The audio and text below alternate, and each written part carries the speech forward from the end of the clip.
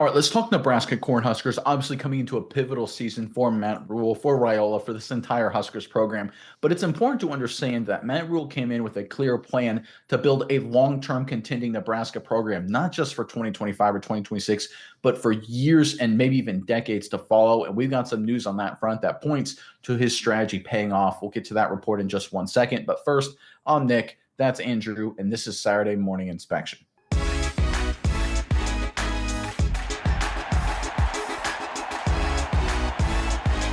All right, the Nebraska Cornhuskers, again, they've done a great job recruiting and developing ever since Matt Rule showed up in Nebraska. We're going to have to see the results on the field this upcoming fall, but we're seeing this program continuing to build off that success and, again, build for the out years. And we saw that a short time ago when the class of 2027 recruit Trey Taylor committed to Nebraska.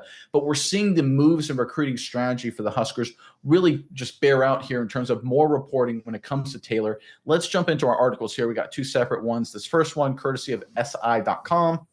Taylor recently left a message on social media as he urges top recruits and 2027 prospects across the country to give the Nebraska Cornhuskers a look, claiming, "Looking never hurt anyone. It feels so good to hear that a lot of the top 2027 ballers are willing to at least come look at Husker football," Taylor stated on his X account. "If you walk away saying not for me, cool, but every guy I've suggested just go look has walked away wowed. Looking never hurt anyone." So we're seeing Trey Taylor actively go out and recruit for Nebraska, right? This is one of those flywheel things. A players want to play with A players. Taylor's an A prospect. He wants to bring other elite prospects. Dylan Raiola had a similar kind of thing, and we're seeing that snowball, and that goes into our second article here, talking about another big-time recruit. Four-star wide receiver Antavius Ellis said, Trey Taylor committed to Nebraska definitely caught my attention. When a high-caliber guy like him decides to join a program, it says a lot about what that school is building. It shows that Nebraska is serious about stacking talent and creating something special. As a competitor, I want to be around the best. If top guys like Trey are choosing Nebraska, this is what we've been saying, guys. It makes me want to look even closer at what they're doing there. It also gives off the vibe that the coaching staff is doing a great job connecting to players, getting them to buy into the vision, which is something I really pay attention to in my recruitment. We have said this literally 55 million times on this channel. This is what the strategy has been for Nebraska this entire time with a lot of these recruits. They're trying to build a culture that gets players wanting to buy in, creating a new vibe, a momentum shift. Obviously, we need to see more wins on Saturday, but it's beyond Dylan Raiola. It's beyond 2025, 2026. Matt Rule and his staff, his vision is going out basically a half decade into the future and likely beyond. And these reports are further proof that what Nebraska is going to do is going to blow people's minds. I think they're about to pull off a bunch of massive recruiting moves and shock a lot of people once these reports and once these recruits see what's going on at this program. All right, Miles, I've said my piece, and I'm curious what your thoughts are. But first, Nebraska fans, in the comment section below, as we get closer to the 2025 regular season, I want to hear from you guys. Who is a breakout star on this Nebraska team that no one is talking about, right? There's a lot of big name guys. There's a lot of guys we're expecting a lot out of. But who's a breakout guy that isn't getting the attention you think he should? Let us know in the comment section below. But Miles, I will throw it over to you now. What are your thoughts involving Nebraska and its latest news here?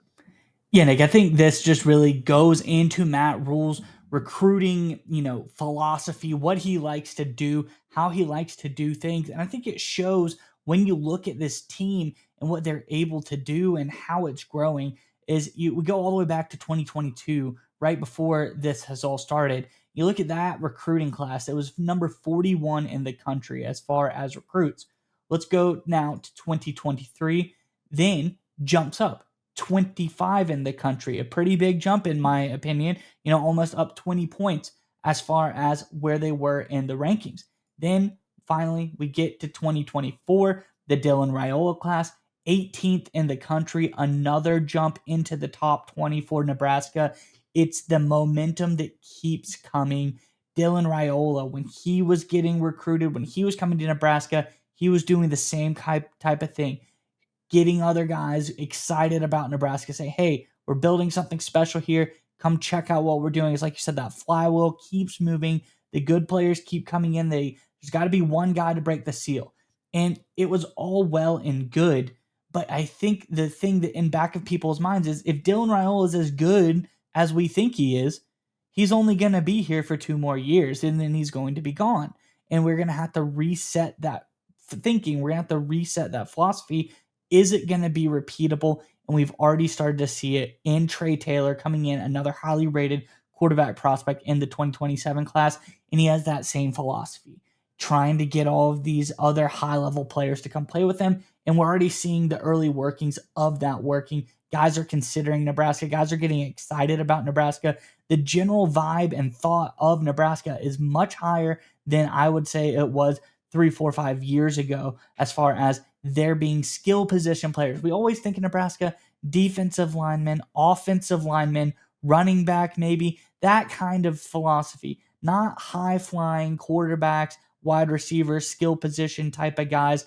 But now we're seeing that switch. It is in that mentality, in the recruitment of Trey Taylor. As far as him going out and recruiting, I think it's going to put people at ease, showing this is repeatable. Matt Rule is able to continue this train. The flywheel will keep moving with guys like Trey Taylor, recruiting high level skill position players and other players around the country that want to come play with them. It doesn't have to be just skill position players, but I think that's the point where Nebraska was a little bit lacking in their ability to get these highest level of skill position guys out there. You don't see too many Nebraska wide receivers in the NFL nowadays. But I think we're seeing it start to change. We're seeing it start to go in the right direction. And I like that it's repeatable. I think that's the big thing for me. We saw it happen once with Raiola, seeing it happen again with Trey Taylor, seeing it happen 2 or 3 years down the road for me is much more attainable. I think we're going to, every time it happens, I feel like we're more and more in tune and more accepting that, yeah, of course he's going to be able to do it again. And that's what players that are coming to play at Nebraska are going to think too. So I think overall, great strategy. I'm glad to see it's repeatable. I'm glad to see Trey Taylor going out there already recruiting guys, and I'm excited to see what this 2026 and even 2027 class look like because of it. Let's give a lot of credit to this coaching staff, right? This is a team that won 7 games last year. When we see recruiting news like this, usually it's with the team that won 9, 10, right? Maybe just missed out on the playoffs, something like that. And this is one of the geniuses of Matt Rule when he came to Nebraska, was he was able to recruit and draw attention and generate buzz for a program that was honestly just in a devastating position when Frost left, of course. And Rule, to his credit, has done a great job, but his staff is taking it to another level because he kind of anchored right onto a guy like Raiola, onto some other big recruits to generate buzz. But now that they're in phase 2 of the plan, it's on the coaching staff, it's on Rule, it's on his entire department to, even though they may still generate some big name guys just because of connections to the program, they're going to have to go beyond that. And they've done a great job. It starts with Taylor, and now Taylor is building onto that flywheel with some of these other recruits. And I think that's critical to Nebraska's long-term success. Because even if you go back to the up and downs of the past 25 seasons, there have been moments where Nebraska has been a top contending team. They just have struggled consistently, unlike, obviously for decades from the 70s to the 90s, they were a perennial powerhouse. The question that, or the problem Matt Rule is trying to solve, is the consistency problem. You can find a way, either by luck or just by throwing a lot of NIL money or whatever, being great for 1 year, winning 10, 11 games, having a magical season. I look at Indiana last year, right? Great year for Indiana. They were embarrassed in the playoff, but hey, credit to you guys, right? Fun season. It was a feel-good story. Do we really expect Indiana to be good this year or next year? No. Right? We look at TCU. They had a magical run a few years ago. They got smacked by Georgia in the national title game. But hey, it was a feel-good story. It was a great run, right? Does TCU now stinks? No one's really expecting anything out of TCU in the future. Nebraska's, or Matt Rule at Nebraska and his staff, everyone involved is trying to solve that problem of building a consistent winner, a consistent program. And it's not easy to do. People looked at what Nick Saban has done or did for Alabama. People look at what Kirby Smart has done, and they think it's very easy to replicate. It isn't, folks. It's incredibly hard.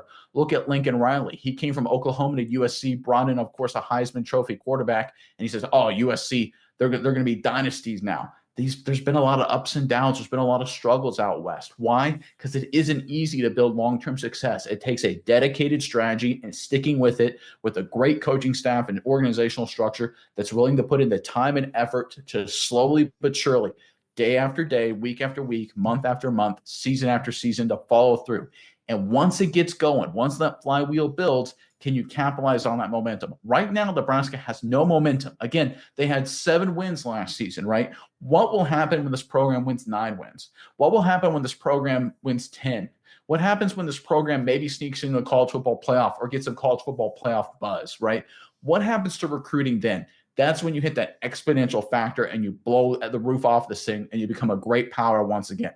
Like I said, what Matt Rule and his coaching staff has done is incredible in terms of the recruiting department, executing on the strategy. I think that's why this season is so important for them to win more games. They got to build some real on-field momentum. They can get it done in the offseason. We now have to see it during the regular season, because what we've seen recruiting from Raiola to Taylor and beyond, right? Now we're talking about Ellis, of course, top flight prospect.